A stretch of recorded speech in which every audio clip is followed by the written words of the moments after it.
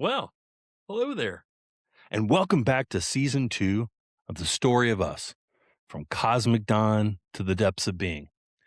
I'm your host, Jeff Ellison, and as always, thanks for carving a few precious minutes out of your beautifully chaotic life to be here with me. Whether you're in your car, folding laundry, I don't know, walking the dog, or man, if you're lucky, chilling on a beach somewhere with some headphones in and the rest of the world muted. My sincere hope is this: that somewhere in today's conversation or the next one, you hear something that sparks a small moment of joy for you. Or maybe it resonates with the struggle you're quietly carrying. Or maybe it reminds you that you're not alone. Other humans feel just like you. Whatever it is, my wish is that you leave each episode with a little moment of inspiration tucked away in your pocket. Something you can carry with you as we keep navigating this wild, tender life together. Now, if you're new to the project, man, I'm especially grateful for you. Thanks for tuning in. Let me take just a moment to welcome you very properly. I started the Story of Us project in 2025. After years of telling my kids and my wife I was thinking about trying my hand at podcasting, you know, be the next Jay Shetty or Andrew Huberman, or heck, I don't even know, maybe Joe Rogan. Yeah, they laughed, as they usually do when I tell them I'm going to do something crazy like take up triathlons, which I did. Learn to play the drums, which I did not. That was forbidden from me. Or, I don't know, what's my latest? Disappear for a month to walk the Camino de Santiago on a pilgrimage in Spain. I've had a lot of them, but they also knew I was only really half joking. They know me. So on Father's Day, they called my bluff. They bought me a full, professional podcast setup, mics, headphones, switchgear, all that stuff. It was pretty cool. It was pretty cool right up until it sat in the box, collecting, I don't know, dust for over a year, until the spring of last year, the spring of 2025, when somehow everything lined up. I looked up, and just like that, it was the year I turned 50. I didn't think it was going to bother me. Yeah, but it did. So my 23-year-old son Brady was living at home, but he was rarely around. My daughter Peyton was away doing her thing at college and actually packing her bags for a summer internship in the Big Apple in Manhattan. I didn't have any big travel plans on the horizon, no grand adventure to look forward to. And then out of the blue, my body joined the conversation. I started dealing with debilitating low back and neck pain. I was gobbling up steroids, NSAIDs, doing physical therapy, getting the injections from my physicians, the whole thing. And this was the kind of chronic pain that it sits with you, it lingers. The kind that starts to slow you down. So I was shooting electric shocks down my legs, numbness and tingling in my hands and feet, making those unmistakable old man noises every time I stood up from the couch. I'm sure some of you guys out there can relate. And just a few months prior to that, I'd limped my way through a big trip: Mexico City, Oaxaca, and the coastal town of Puerto Escondido. I thought it was going to be a grand adventure, and it was fantastic. But for the first time in my life, I felt old. I could almost feel gravity working against me, slowly, steadily, kind of crushing me. All right, now look, I am super busy at work. My career is very demanding. stressful. Most of the time, honestly, kind of overwhelming. It drains my positive energy. Um, Most days, by the end of the day, my batteries are tanked. But my whole life, I've always had something to fill tiny gaps in the schedule. For a long time, it was exercise, working out, staying fit, and I still love to do that when I can, or my body lets me. Reading books, digging in and planning the next family trip. Um, and last year, and suddenly, none of that was happening. So I did it. I opened the box. I started the Story of Us project really with one simple goal: to create a platform where I could take you, my family and friends, my fellow travelers, along with me on a personal journey toward greater understanding and enlightenment. Over time, the Story of Us has grown into a multimedia project that weaves together ancient wisdom and modern discovery, storytelling, science, philosophy, and psychology to explore the deeper questions of being human. Uh, it's my attempt to build a bridge between the past and the present, to illuminate a path for those of us seeking a deeper understanding of ourselves and the universe we find ourselves floating around in. Through this podcast, essays and insights and book club suggestions on our website, what we're doing is we're trying to bring together voices from many different fields: Buddhism, cosmology, Christianity, philosophy, psychology, and we're creating a rich tapestry of thought and shared inquiry. Our aim here isn't to hand you guys the answers. It's to deepen the questions that matter most. Like, what does it mean to be truly alive in this vast and intricate universe? How can stillness coexist with complexity in a world that very rarely slows down?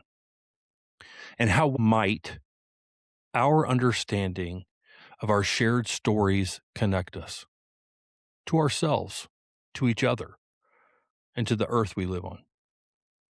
So here we are, season 2. Come join me as we continue to explore the human journey from stardust to stillness. Here at the Story of Us, we believe each life, every one of you listening, is a small but essential building block in time. From cosmic dawn, the Big Bang, to the very edges of infinity, your individual story is a tiny, irreplaceable thread in the expanding tapestry of the universe. As we move through life together, joy and sorrow, triumph and challenge, we discover these moments don't just shape us individually, they bind us together. Our stories matter. They echo.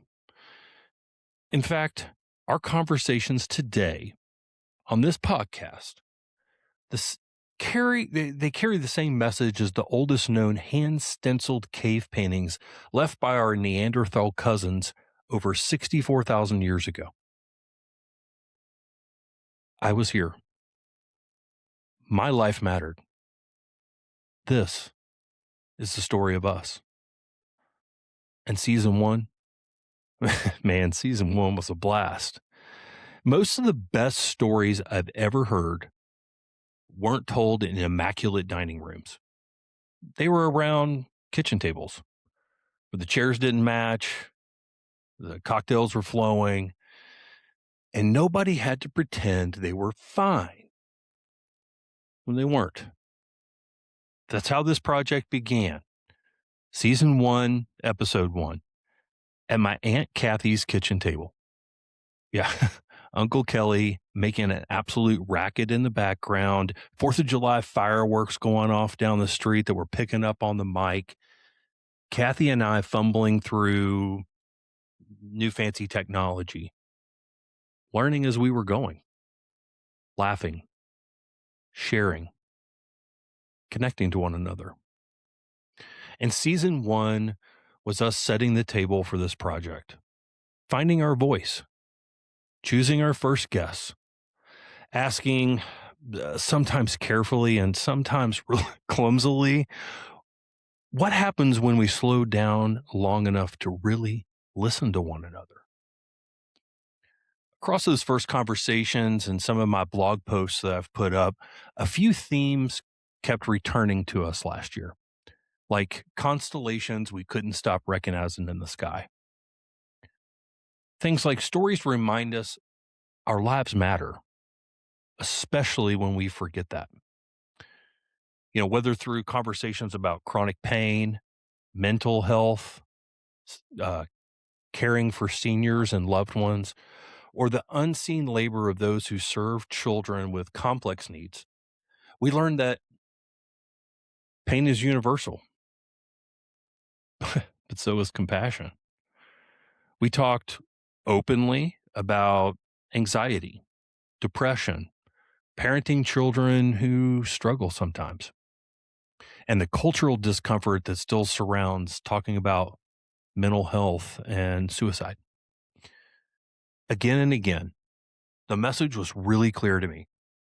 Naming the struggle doesn't weaken us, it frees us. Turning 50, parenting older kids, watching those kids slowly grow up like sunrises in slow motion. Realizing the wonder years didn't disappear, they just changed shape. Season 1 honored the sacred ordinariness of my middle life, where awe whispers instead of shouts and reminds us to find joy in the small, everyday gifts that surround our often monotonous middle aged lives. From faith filled journeys to quiet spiritual practices, with the guests from season 1, together we explored what it means to step off the wheel, to run to the roar, to ensure our cup is always full, and man, to let our soul shine without needing applause. Throughout all of season 1, we learned together that naming the struggle doesn't weaken us; it frees us. And season 1 was an experiment. It was messy. It was imperfect. And really, it's exactly how beginnings are supposed to look. If season 1 taught us anything, it's this: clarity comes from showing up, dusting off the box, digging in head first, and just going for it. Not from waiting until everything is perfect and polished. Ain't nobody got time for that. And yeah, season 2, season 2 is going to be better. Better sound, better flow, deeper conversations, but same heart. So thanks for listening, sharing with your friends, commenting or reaching out to us, or quietly carrying these stories with you everywhere you go. In season 1, you turn this from a hobby into a little bit of a community. And as we step into 2026, here's my invitation to you: follow us, share our content, put some headphones in and listen to us every once in a while. Or actually, pull up a chair, put on some headphones, and join me in my new podcast studio for a show. Because the story is still being written. And we'd love for you to be part of the next chapter. For anyone wondering what comes next, let's turn the page and reflect on the year ahead of us. It's 2026. The page is blank. Not because nothing has happened, but because it's waiting for you. It doesn't ask for your perfection, just your honesty. It's not going to demand a masterpiece, only your presence. You can write in pencil if you're unsure. You're allowed to cross things out. You can begin again mid-sentence. This year,